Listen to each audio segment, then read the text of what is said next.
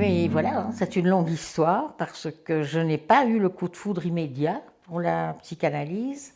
J'ai d'ailleurs pas pour le début de la psychologie non plus, mais c'est en faisant mes études de psychologie que j'ai pris d'abord conscience de l'être humain comme être social en société. J'ai fait la spécialité en ce qu'on appelait la psychologie du travail, mais c'était la psychologie sociale. Moi, j'ai choisi le. Il n'y avait pas encore de faculté spéciale psychologie sociale. Et donc, j'ai fait mon mémoire en psychologie sociale et j'ai fait de la recherche d'abord à l'ULB. Et puis, j'ai fait une partie de mon mémoire à Paris avec des gens comme Manzieux, Pagès, etc., tous ceux qui allaient créer le CEFRAP. Donc j'étais véritablement dans un intérêt pour le groupe, l'être humain en groupe. Et il se fait là qu'on m'a invité à des séances de psychodrame analytique menées par les Lemoine, Paul et Génie Lemoine, qui étaient des lacaniens et qui faisaient partie, c'était les premiers lacaniens autour de Lacan. Et là, j'ai été véritablement impressionnée et ça a produit en moi vraiment une forme d'intérêt, mais d'intérêt assez passionné pour le modèle qu'offrait la psychanalyse, la pensée analytique. Et donc, j'ai trouvé ça véritablement d'une richesse incroyable de penser à ce à quoi l'être humain échappe toujours, c'est-à-dire l'inconscient, et comment l'inconscient se travaillait aussi dans les groupes de psychodrame. Et donc, à ce moment-là, je me suis dit que je ne resterais pas une chercheuse en psychologie sociale avec tout ce que ça comportait comme statistiques, mathématiques, enfin une forme de quelque chose qui n'était pas très humain finalement, qui était effectivement un intérêt pour, je l'ai toujours, pour l'être humain en groupe, mais j'ai pris un autre vertex, comme on dit, un autre axe de pensée. Et surtout, j'ai été subjuguée par le modèle de l'inconscient, la psychanalyse, dont quand même la part importante dans ce modèle est le travail de l'inconscient et de peut-être ce qui faisait scandale au moment où Freud l'a initié comme un déterminisme qui échappe à l'être humain. Il n'y avait pas que la conscience, il n'y a pas que le rationnel, il y a tout ce qui nous échappe et qui nous construise. Voilà, donc ça a été mon arrivée.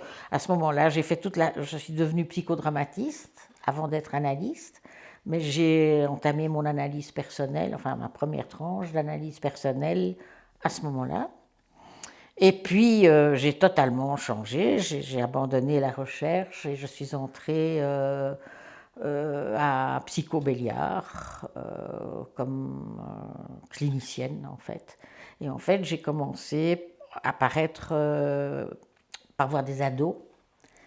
Puis j'ai été aussi dirigée vers l'hôpital Saint-Pierre sous la direction de Nicole Dopchy. Là, j'ai vu des enfants petits, très petits aussi, les parents. Et donc, j'ai au fond la base de ma clinique, c'est de la clinique infantile, finalement. Mais mon analyse se poursuivant, forcément, j'ai aussi eu envie de faire la formation analytique à la Société belge de psychanalyse. Et là, évidemment, j'ai commencé à voir des adultes et devenir moi-même psychanalyste, toujours passionnée tout de même par ce mode de pensée que je trouve encore maintenant assez exceptionnel par rapport à tout ce qui se passe dans le monde psy, c'est-à-dire le comportementalisme, l'hypnose uniquement, où ce sont toujours des parties des parties de théorie qui rendent compte du fonctionnement psychique, alors que justement, après Freud, les post-freudiens aussi tentent effectivement de poursuivre ce mode de compréhension, je trouve, assez exceptionnel du fonctionnement psychique, de la réalité psychique, comme on dit, qui forme tout de même l'être humain est une unité psychosomatique, mais enfin, nous sommes quand même des êtres de langage, et voilà. Ce qui n'empêche tout de même pas du tout de poursuivre mes intérêts vers l'être humain comme être social aussi. Mais peut-être que j'en parlerai un peu plus tard.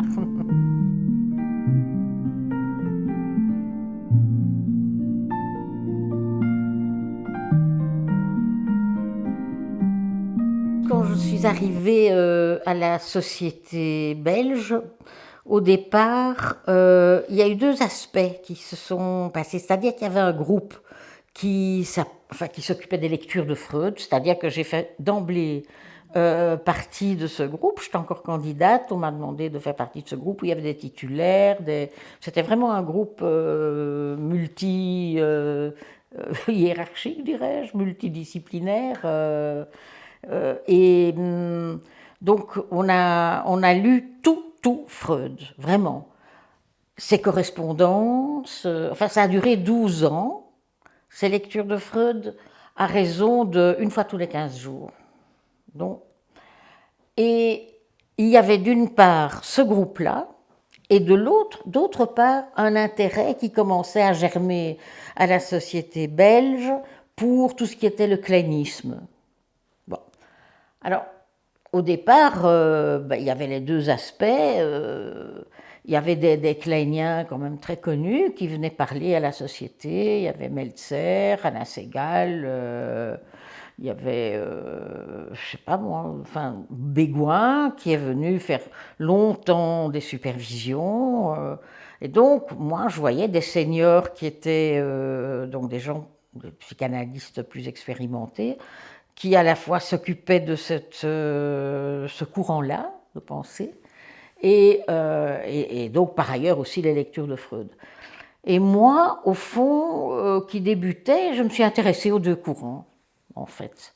Et j'ai beaucoup aimé ce que Mélanie Klein amenait au niveau finalement du féminin, puisque quand même Freud et le féminin, il y avait des manquements, des trous, le continent noir, disait-il, mais aussi au niveau de la recherche des fantasmes primaires, des identifications primaires, bien que, étant donné que parallèlement je lisais quand même Freud, j'en voyais bien les manques, surtout au niveau de la pratique, dans quelque chose qui était une pratique très interactive, où les interprétations, c'était un peu des jeux de ping-pong, quoi.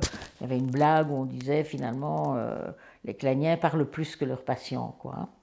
Donc il y avait quelque chose comme ça qui me plaisait pas. Donc j'ai fait déjà ma cuisine un peu, ça a pris du temps évidemment par rapport à ça. Tout ce qui était infantile, ça me servait énormément. Et alors est venue évidemment aussi la connaissance de Winnicott et de Bion, qui m'ont évidemment là apporté énormément, parce qu'à ce moment-là a eu lieu dans les modèles analytiques la question de l'objet. Vraiment, c'est quoi l'objet? Est-ce que c'est quoi la question du narcissisme primaire? Est-ce que l'objet est là dès le départ? Et je trouvais que Winnicott avait raison en disant oui, l'objet est là, mais c'est pas encore intégré chez l'enfant. Il ne sait pas que c'est l'objet, évidemment. Mais et on le sait bien après, vous qui vous occupez de la toute petite enfance, on sait bien que la fonction de l'objet est là, est très très importante dès le départ. Bien sûr, ça n'est pas intégré chez l'enfant.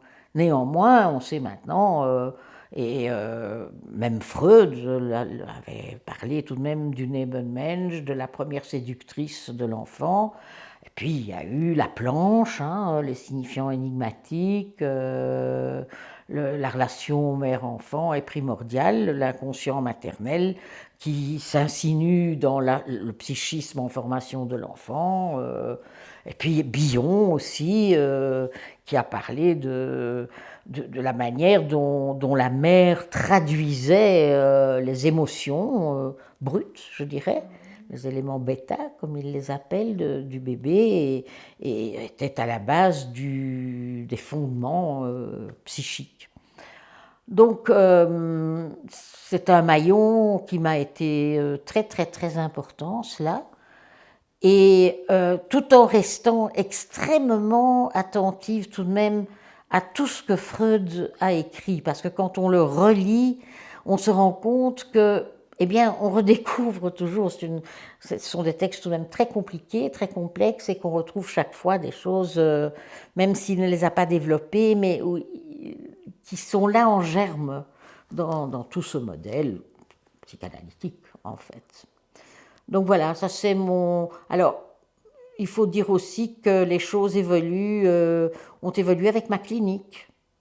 J'ai commencé à avoir des cas difficiles.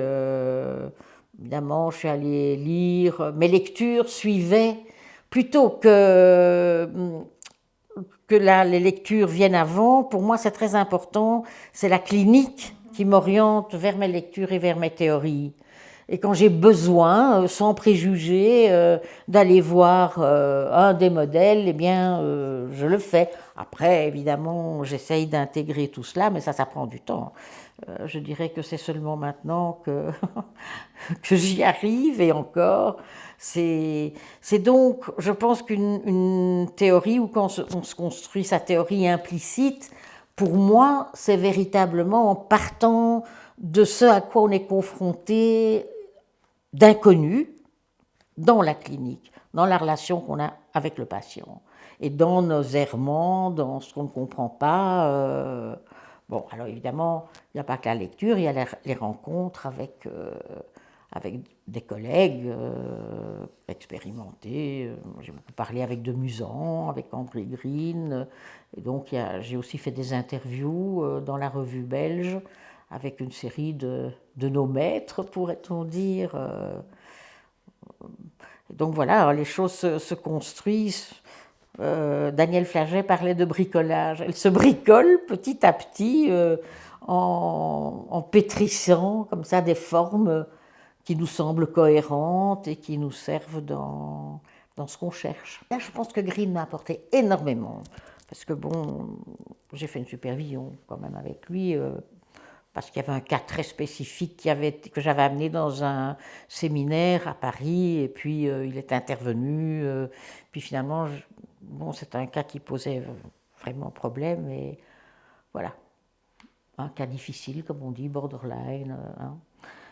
Et lui, il a dit des choses très importantes. Il y a tout de même un texte très important où il parle de l'objet et de la pulsion. Il dit la pulsion n'existe pas sans objet, et l'objet n'existe pas. Pulsion et objet, ça va ensemble, quoi. Et la tiercéité, pour lui, le tiers, c'est ce lien entre la pulsion et l'objet. C'est ce qui circule, on pourrait dire, entre la mère et l'enfant à la base, entre l'environnement et l'enfant, les mots qui circulent, qui n'ont d'ailleurs pas toujours valeur de symbole non plus. Les mots, ils peuvent être comme des armes aussi, on parle de mots qui tuent. Enfin, il y a toute cette circulation, pulsion, objet, qui je trouve, est totalement fondamentale, quoi. L'un ne va pas sans l'autre, pour moi. Alors la réalité de l'objet, ça c'est encore autre chose. Comment est-ce qu'il se symbolise? Comment est-ce qu'on s'identifie? Quel est le devenir de l'identification aux objets? Comment est-ce qu'on les utilise? Comme dirait Winnicott. Comment est-ce qu'on teste l'autre? Je parle de l'analyste dans sa solidité, à pouvoir recevoir des émotions fortes, violentes, à entendre la haine, pas seulement les pulsions libidinales, mais aussi les pulsions de destruction, les pulsions de mort. L'écoute analytique, c'est ce qui est fondamental, au même titre que l'interprétation, mais bon, c'est une écoute très très particulière. Bon, on parle de l'écoute en égal suspens, donc ça veut dire l'écoute flottante. Bah, c'est une écoute rêveuse, c'est une écoute où je crois que c'est Fédida qui a dit que les séances d'analyse étaient comme dans un rêve. C'est pas une conversation, et c'est peut-être là où on peut critiquer certains analystes intersubjectivistes où c'est plus interactif, plus dans le narratif. Non, je dirais que l'écoute de l'analyste, elle est métapsychologique, quoi. On a un arrière-fond qui est effectivement notre théorie, mais elle n'est que arrière-fond. Et là, je trouve que c'est terriblement important de pouvoir avoir cette écoute flottante que Bion décrit comme sans attente ni mémoire, quoi. On commence à chaque fois quelque chose dont, en se disant, on ne sait pas à l'avance ce qui va se passer. Et pourtant, on a à l'arrière nos théories implicites et on ne peut pas dire qu'on ne sait rien, mais c'est cette écoute qui n'est absolument pas captée, captative de l'autre, qui est très particulière. Écouter l'inconscient, enfin, écouter ce qui peut faire advenir l'inconscient, et être attentif sans doute à ce qui peut advenir de notre propre inconscient. Ce qui est le travail contre-transférentiel, c'est pas ressentir dans l'immédiat des choses en réponse aux patients, non. C'est ce qui transite dans notre vécu, dans nos fantasmes, dans nos chimères, dans ce qui est créé comme chimère, comme dirait de Musan, cette chose qu'on construit ensemble et qui naît de l'inconscient du patient et de nous. C'est fondamental, ça fait partie de l'écoute, hein. Ça fait partie de l'écoute et ça fait partie de la difficulté quand même d'être analyste. C'est pas toujours facile d'entendre ce qu'on entend. C'est surtout quand il y a des questions traumatiques. En après-coup, des remémorations, des réminiscences qui reviennent et donc on est tenté, évidemment, on serait tenté d'appliquer telle ou telle théorie. C'est ce qu'on appelle les théories bouchons. Bouchons pour l'inconscient de l'analyste, comme ça, pas de problème, on montre qu'on sait, fini, on bouche ce qui est pénible. Souvent, ça a à voir avec la haine, ça a à voir avec tout ce qui est pulsion de mort. On n'aime pas, l'être humain n'aime pas la négativité. On n'aime pas supporter la négativité de nos patients. Et il faut tout de même pas oublier que ceux qui ont souffert beaucoup projettent, et il y a des identifications à l'agresseur, ils rejouent dans la situation analytique ce qu'ils ont fait souffrir pour essayer de faire comprendre à l'analyste. C'est une forme de langage, de reconstruire dans la relation analytique ce qui les a fait le plus souffrir. Donc, ça nous fait souffrir aussi, et donc il y a toujours ce recul qu'on doit prendre tout en ayant toujours une petite levée au niveau de notre refoulement. C'est ce qui nous met en risque. C'est-à-dire que, les êtres humains, ou dans une conversation normale, on a nos refoulements et voilà, on parle. Pas quand on écoute un patient. Quand on écoute un patient, on est là, je dirais, ouvert, avec un inconscient. On sait qu'on doit se laisser pénétrer aussi par ces fameux éléments bêta, tout en n'en étant pas démoli et justement, pas, par exemple, se défendant en utilisant telle ou telle théorie, la théorie. Donc, c'est un métier pas si facile, hein. Eh bien, moi je pense que rien ne se perd dans une formation. C'est-à-dire que, j'ai commencé en choisissant une section à l'Université de Bruxelles. Il faut dire qu'à l'Université de Bruxelles, la psychanalyse en psychologie, quand j'ai fait mes études, ça n'était pas très reconnu. Ils prenaient ça pour un truc un peu ésotérique, ce qui est très dommage. Mais bon, voilà, donc j'ai quand même appris à être rigoureuse. J'ai appris à faire beaucoup de statistiques et j'ai tout oublié. Et je voulais tout de même dire que c'était une formation très, très particulière, mais peut-être qui nous a tout de même donné une rigueur scientifique, quand même, hein.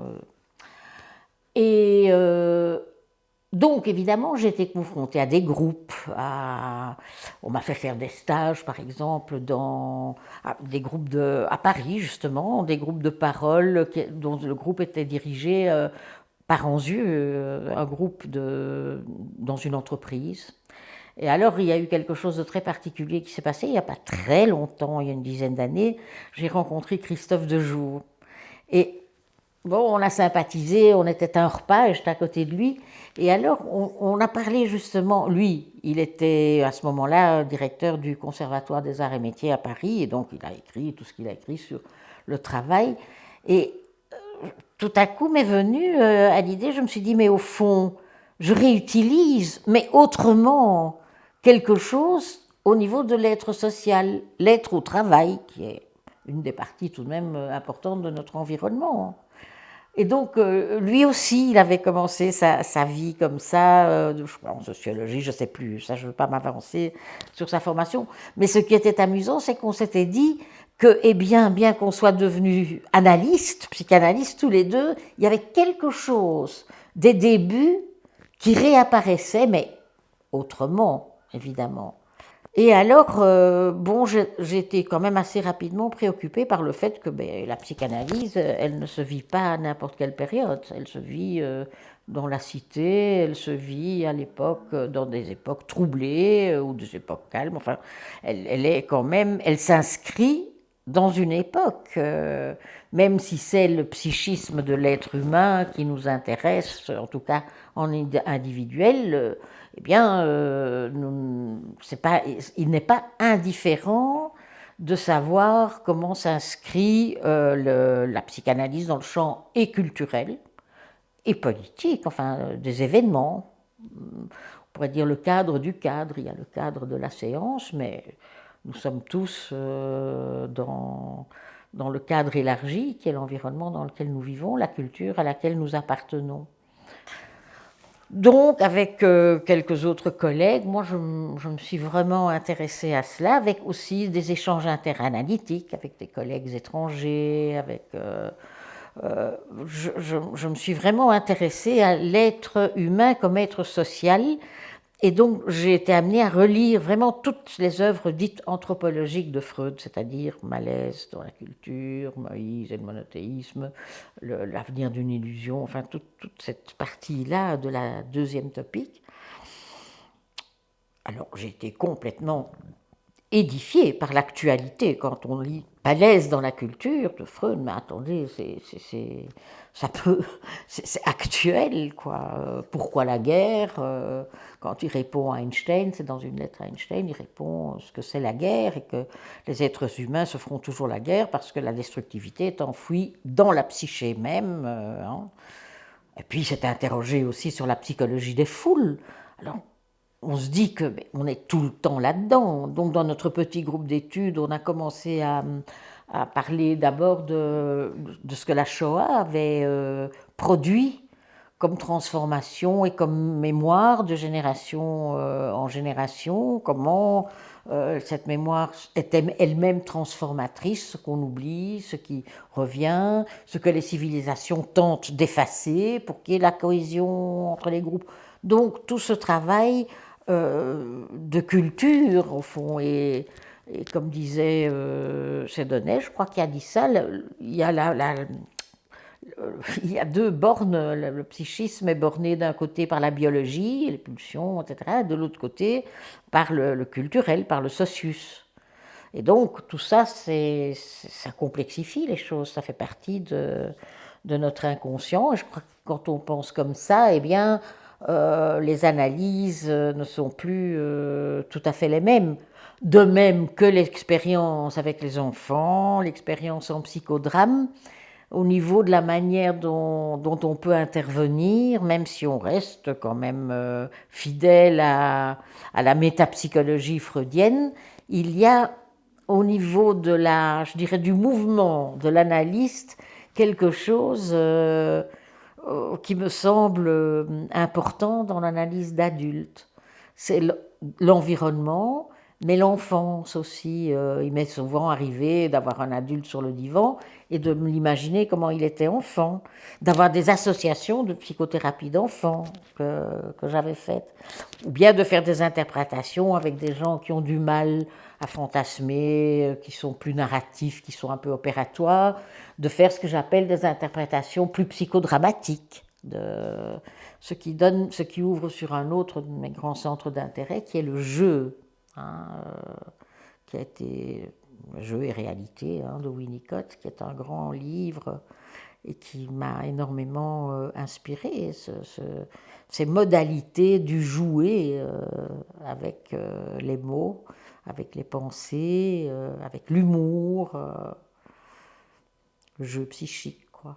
Mais avec cette capacité de s'adapter là où on pense que l'autre, l'analysant, le patient, peut entendre, est prêt à entendre ce qu'on va lui interpréter. Et ça dépend de l'écoute particulière qu'on a.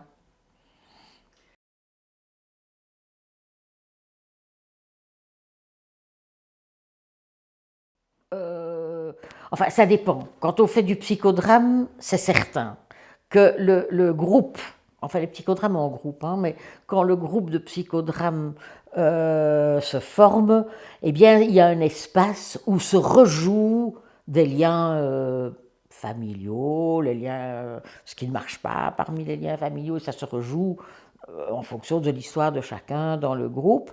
Et ce qui est toujours très très intéressant à voir, c'est qu'il y a un thème commun qui se dégage, et alors que chacun peut s'approprier à sa manière, et de le travailler à sa manière.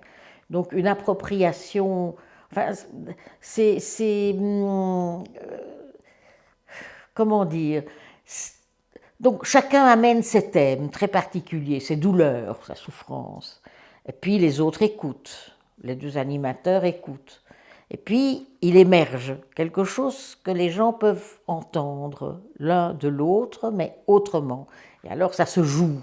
Il y a dramatiquement, il y a la dramatisation qui se passe et qui ouvre effectivement à travers les processus identificatoires quelque chose de neuf pour tout le monde, mais qui a émergé dans le travail du groupe. Alors évidemment, ça c'est véritablement le jeu et le jeu théâtral à la base du travail analytique. Mais on peut, effectivement, il y a des passages dans des analyses où tout à coup, c'est souvent quand il y a des souvenirs qui reviennent ou des réminiscences ou des rêves. Moi, j'ai été analysée dans ma première analyse par quelqu'un qui était très intéressé par les rêves et il se psychodramatisait. On peut demander si le patient n'arrive pas à associer. S'il associe, bon, les choses se font toutes seules, je dirais, on écoute. Mais s'il a du mal à associer, s'il a du mal à rêver ou que c'est des rêves tout court, on peut très très bien étoffer cela. On peut dire ça se passait où, c'était comment. Euh, donc peut-être insister sur quelque chose de plus sensoriel. Ça, c'est ce que j'appelle des procédés de jeu psychodramatique.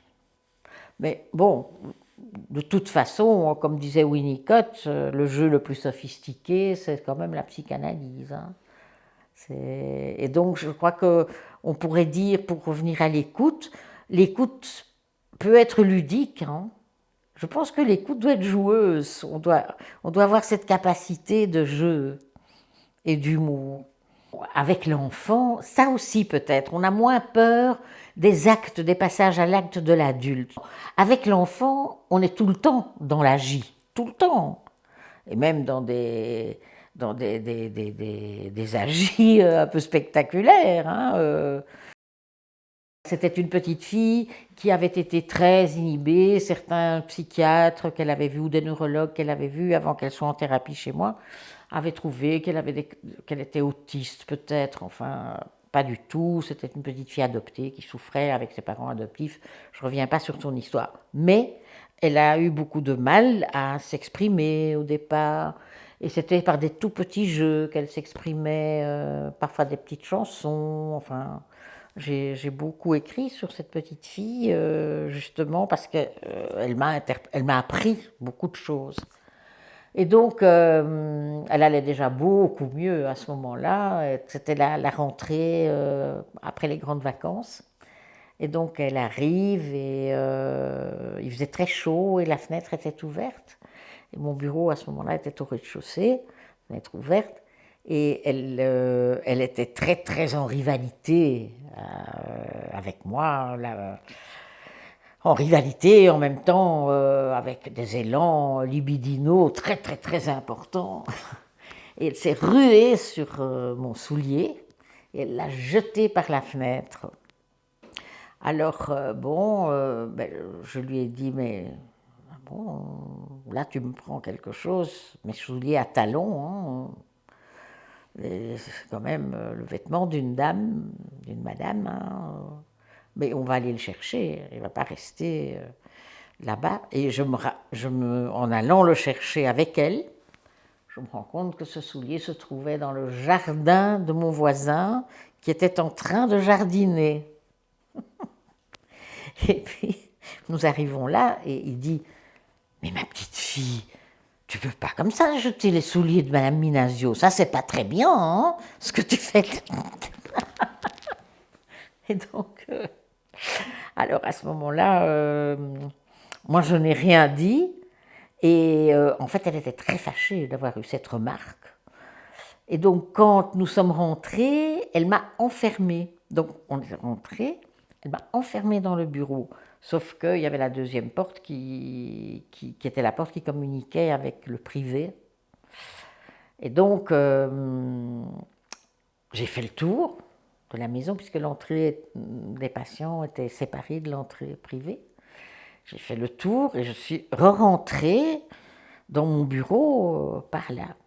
Et elle était tournée, elle était un peu triomphante, et puis elle m'a vue entrer comme vraiment une réalité terrible. Non seulement elle avait dû aller chercher mes souliers, mais moi je suis revenue dans le bureau et je l'ai vue mais dans un état de plus du tout de colère, n'en revenant pas. Le fait de m'avoir enfermée, d'avoir exercé des représailles n'avait pas abouti en fait. Et donc là, on a pu évidemment enchaîner sur sa colère, en fait, hein, sur l'envie de prendre des choses, de voler des capacités féminines. Hein, c'était tout de même au sujet du féminin que les choses se passaient. Grandir, être une dame. Et elle ne m'avait pas détruite. Oui, oui. C'était quand même assez drôle parce que je suis restée assez neutre quand même dans ce jardin, mais je ne peux pas vous... J'ai dû me retenir de rire, hein, ma petite fille. Ce que je veux dire, c'est que quand on parle de la gyrone transférentielle dans les analyses d'adultes, mais on sait très bien ce que sont les actes des enfants et nous, on les transforme, c'est un langage, l'acte, les mises en acte chez les enfants, c'est un langage et on les fait advenir à la symbolisation, quoi. Et à ce que le jeu devienne un jeu psychique, on transforme l'acte. Et ça, c'est ce qui fait le mouvement, je dirais, de toutes les thérapies d'enfants. Même d'ados, hein. Parfois il y a des ados qui veulent venir voir le psy, qui sont très inhibés et qui n'ont rien à dire une fois qu'ils arrivent dans le bureau. Et bon, il n'est pas rare qu'on utilise des médias, des jeux, et puis là, les choses démarrent, ils parlent d'eux. Et donc je crois que tout ça, au niveau contre-transférentiel, au niveau de notre fonctionnement psychique d'analyste, avec les analysants, facilite, je dirais, une certaine liberté d'être chez l'analyste, tout en n'étant pas dans l'agite ou n'étant pas dans le narratif, tout en n'étant pas dans l'interactif ou une espèce d'empathie directe comme ça. Non, ça reste le travail analytique, mais avec, oui, je dirais, ce mouvement ludique.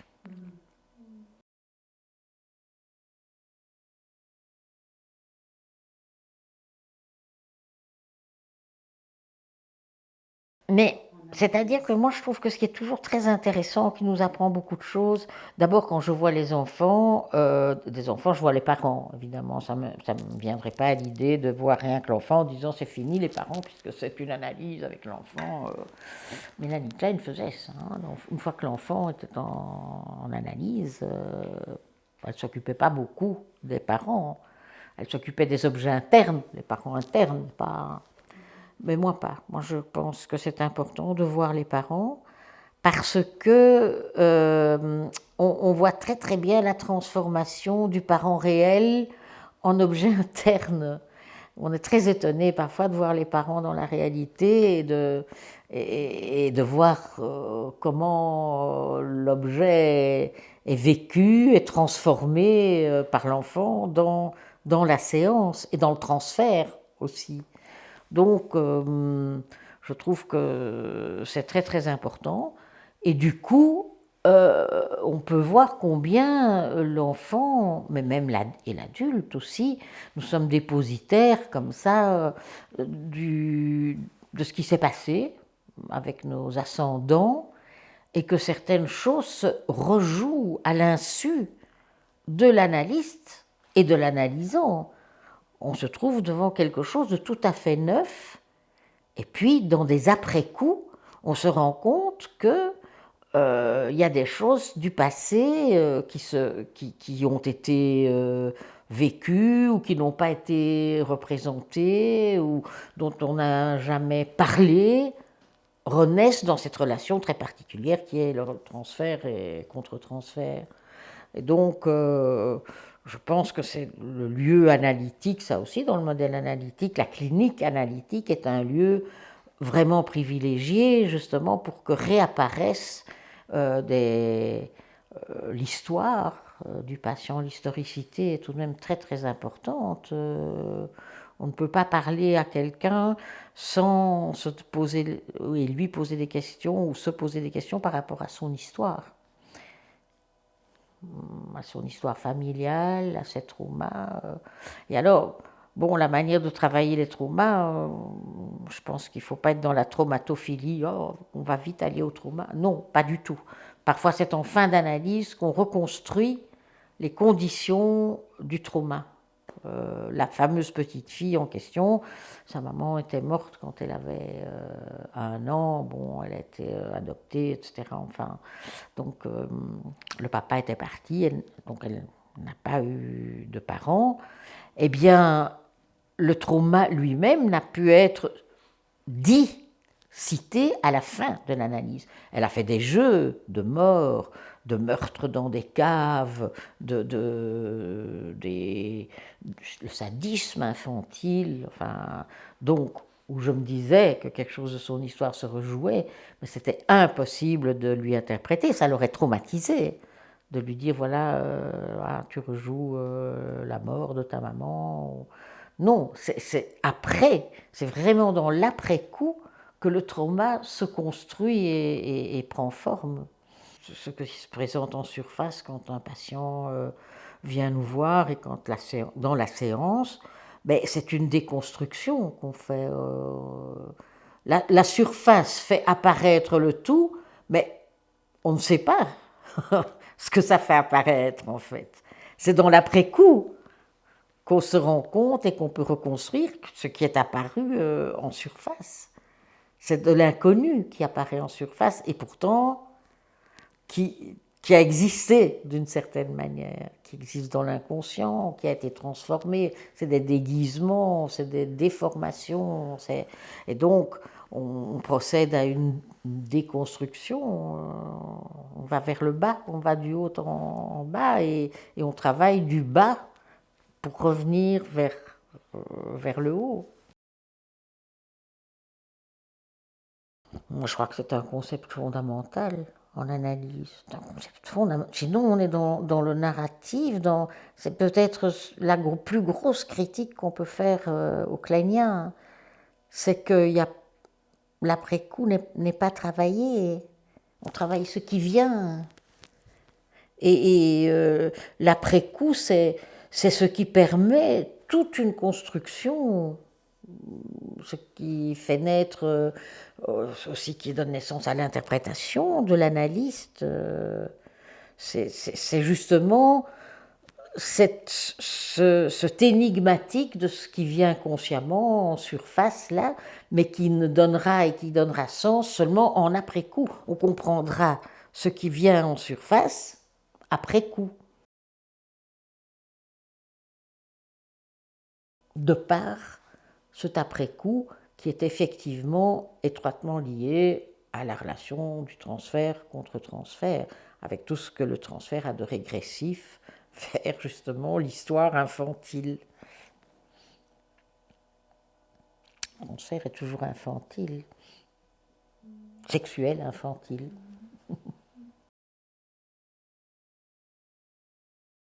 Je crois que c'est comme toutes les institutions, comme tous les groupes, que le grand danger... Bon, je vais d'abord dire avant de parler des dangers, je vais tout de même dire qu'il y a quelque chose tout de même de très positif. Je crois qu'on ne peut faire ce métier en solitaire avec le patient que si on peut avoir des échanges interanalytiques. C'est les échanges interanalytiques, de même que nos lectures, qui nous font avancer. Donc, l'institutionnalisation, d'une certaine manière, est tout à fait fondamentale pour avoir évidemment ce lieu de réflexion ensemble.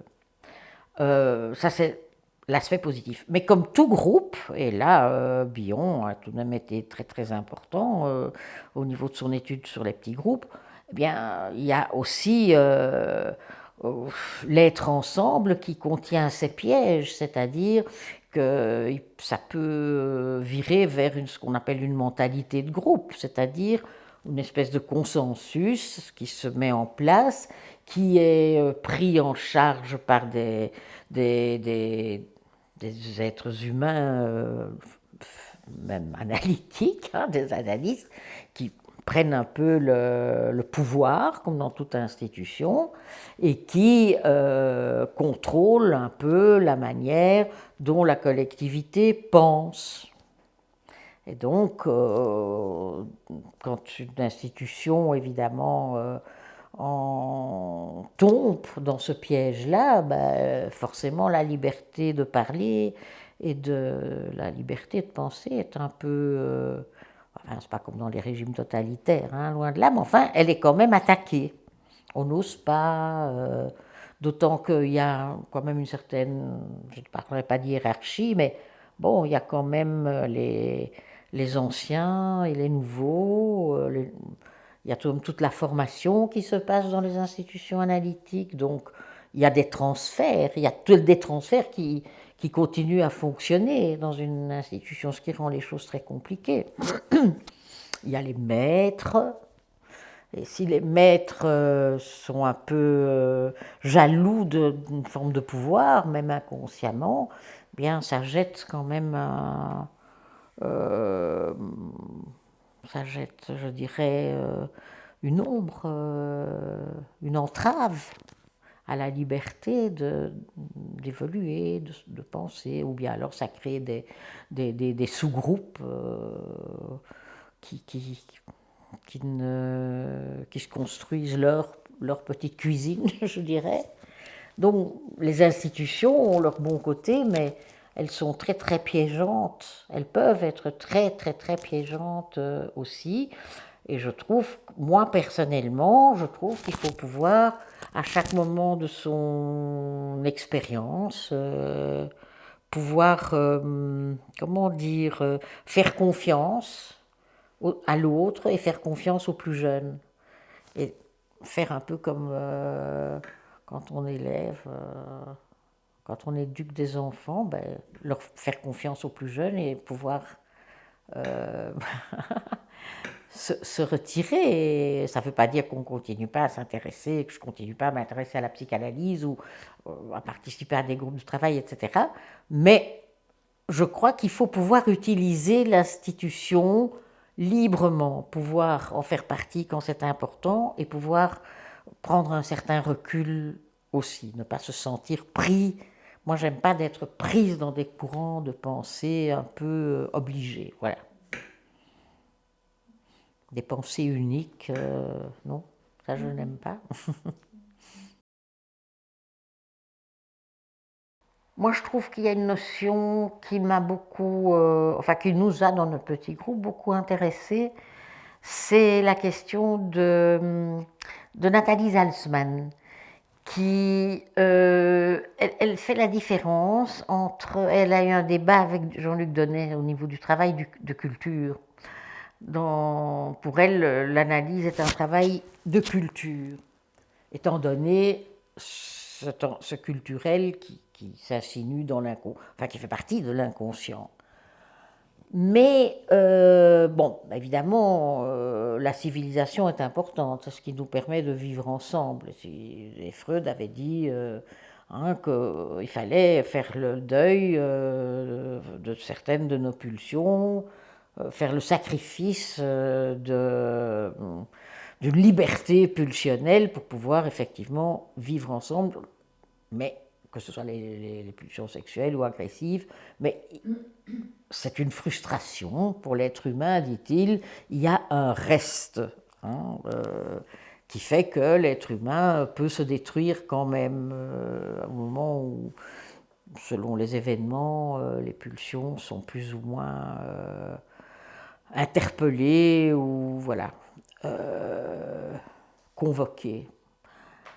On ne peut pas non plus nier une réalité. Quelqu'un qui dit voilà, j'étais dans les camps, je trouve que l'être humain est dégoûtant. Si on lui parle de fantasmes agressifs, il dit ben non, c'est pas des fantasmes. L'être humain est une saloperie, quoi. Donc, donc il faut reconnaître une certaine réalité tout en la travaillant, tout en se demandant et demandant à l'analysant que fait-il de cette réalité, quel est son travail psychique par rapport à ça.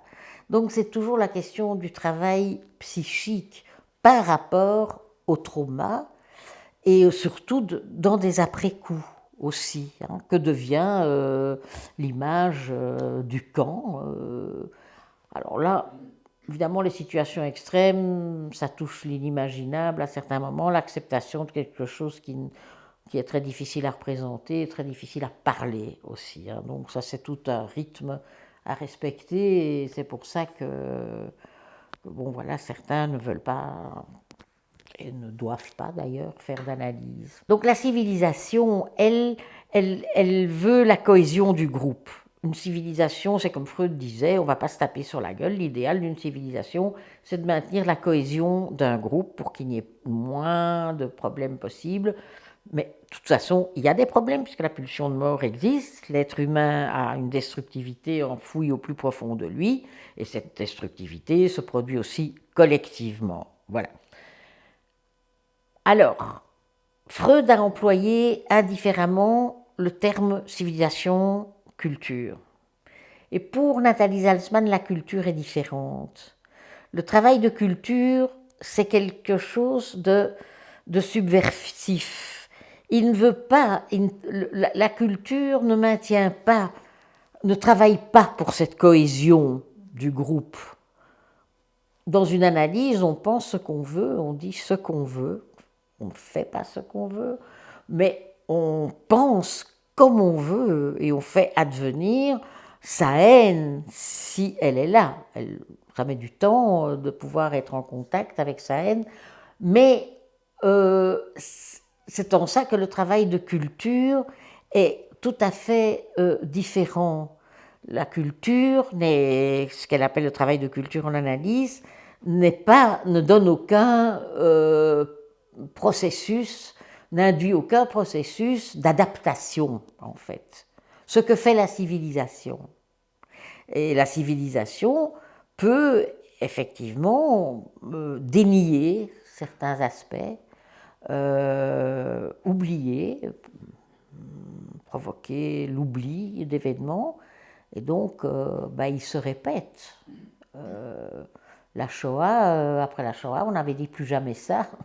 Bon, nous sommes en 25 et on est en train de voir ce qui se passe. Il n'y a jamais eu tant de régimes d'extrême droite, même en Europe.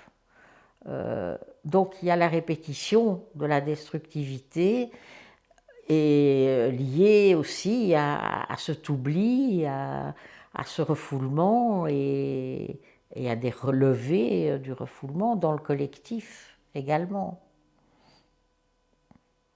Donc, je pense que quand ça émerge, quand quelque chose émerge dans le travail psychique que l'on fait, forcément s'introduisent des traumas liés à la culture dans laquelle on vit.